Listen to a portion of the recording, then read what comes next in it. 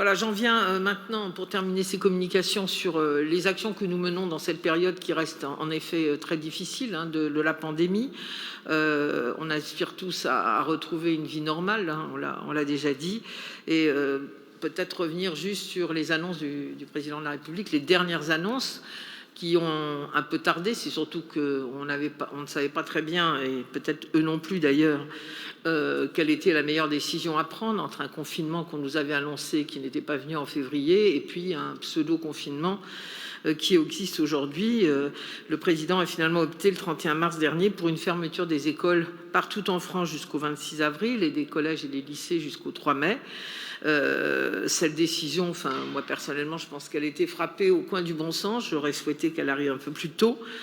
Juste pour vous donner un chiffre, sachez que au moment de ces annonces, en une semaine, nous étions passés de 11 classes fermées à 39 classes fermées. Donc on voit bien qu'il y avait une augmentation extrêmement forte, sans doute liée au variant anglais, qui n'est pas toujours séquencé, donc on ne peut pas le savoir, mais on voyait bien que ça se dégradait profondément.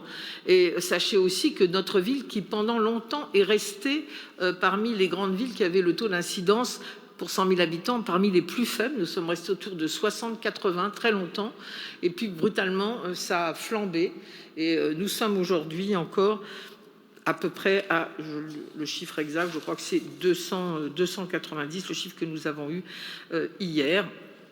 C'est bien moins que beaucoup de grandes villes dans la métropole, mais ça reste quand même un chiffre relativement important. Donc je disais un semi-confinement, ou un terme qui d'ailleurs n'est pas employé par le président de la République, puisque nous avons le droit d'aller nous promener dans les 10 km sans limitation de temps.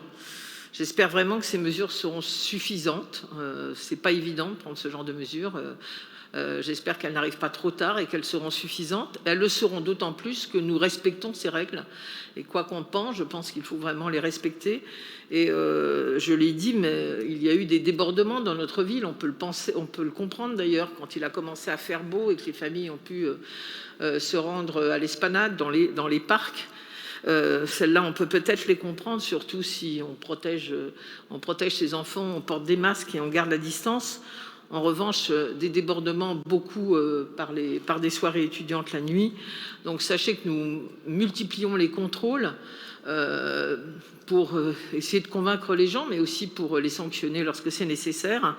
La police municipale travaille, chère Floriane, avec la police nationale pour faire respecter les distanciations et puis aussi un certain nombre de restrictions telles que la vente et la consommation d'alcool et la lutte contre...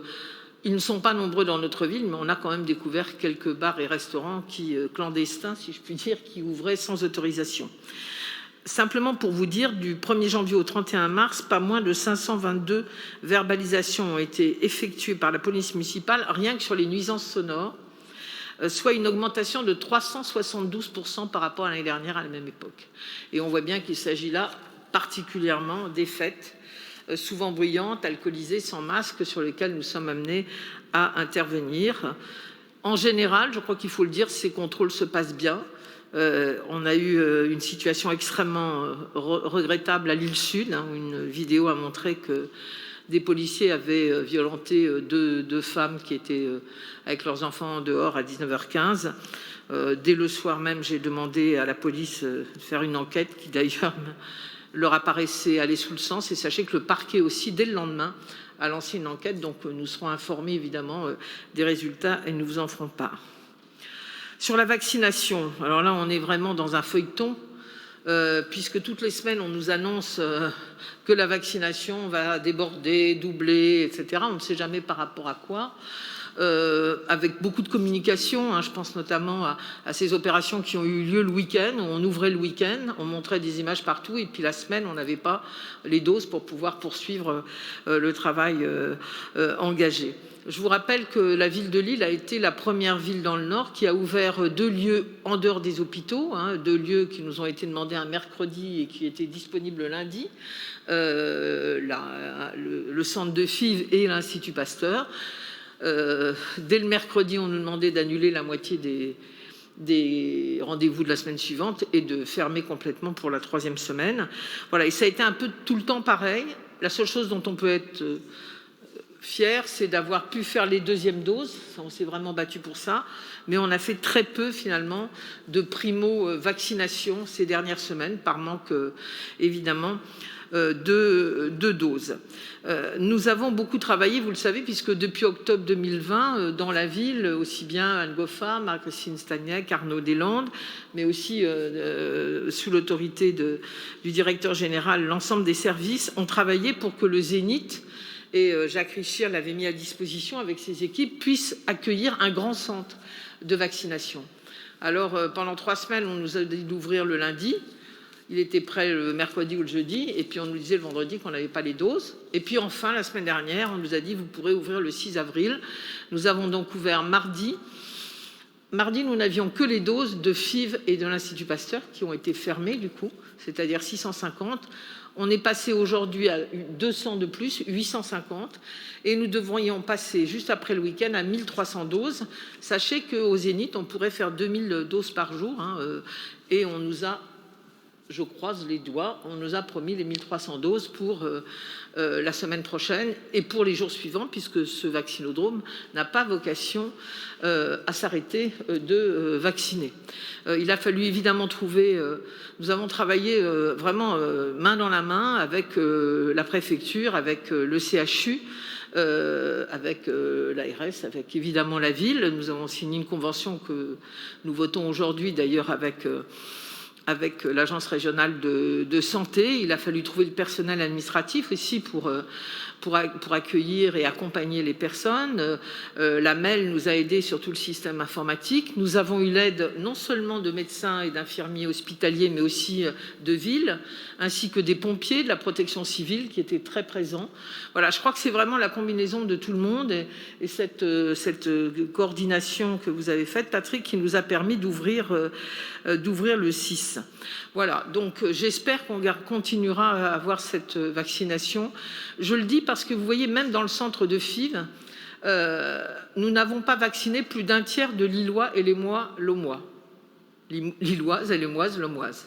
Les 2 tiers venaient de l'extérieur. Tant mieux, on n'a pas fait évidemment. On accueillait très volontiers les autres. Mais on voit bien que dans une ville où il y a des quartiers populaires, où on arrive moins facilement que d'autres à pouvoir s'inscrire sur Doctolib, à mettre une alerte pour vous rappeler, eh bien c'est difficile. C'est la raison pour laquelle la ville, et notamment le service des seniors, a passé énormément de temps à appeler les personnes âgées, les personnes à risque, qu'on connaissait, en leur disant on peut vous aider à vous inscrire, à trouver un rendez-vous et même à venir vous chercher, ce que l'on a fait pour un certain nombre d'entre eux. On a eu plus de 600 appels aussi dans la plateforme qu'on avait mis en place pour aider les personnes qui ne s'en sortaient pas.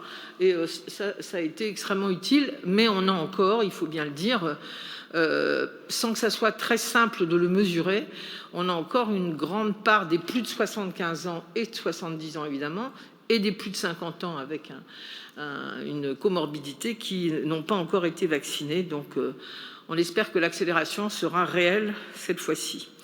En tout cas, dans les EHPAD, 92% de nos résidents sont vaccinés, c'est-à-dire tous ceux qui le peuvent, parce que quelques-uns avaient une incompatibilité médicale reconnue, et ceux qui ne le souhaitaient pas, on peut dire que tous ceux qui le souhaitaient ont été vaccinés, mais il a fallu attendre là aussi la semaine dernière pour qu'on ait la deuxième saison, si je puis dire, de vaccination qui nous a permis d'arriver à cet élément. Aujourd'hui, donc je le disais, on est à 291 taux d'incidence sur 100 000 dans la ville de Lille, en léger recul par rapport à la semaine dernière, en léger recul, mais entre le 24 mars et le 8 avril, nous avons quand même noté une augmentation de 37% de cas dans la métropole, là on ne les distingue pas, et de 36% des personnes en réanimation. Donc on voit qu'il était véritablement temps, même si le CHU de Lille aujourd'hui, bien sûr il est tendu, mais il a encore quelques lits de réanimation, ce qui n'est pas le cas partout. Malgré tout, on voit qu'il était vraiment temps de prendre des mesures et j'espère vraiment qu'elles seront suffisantes.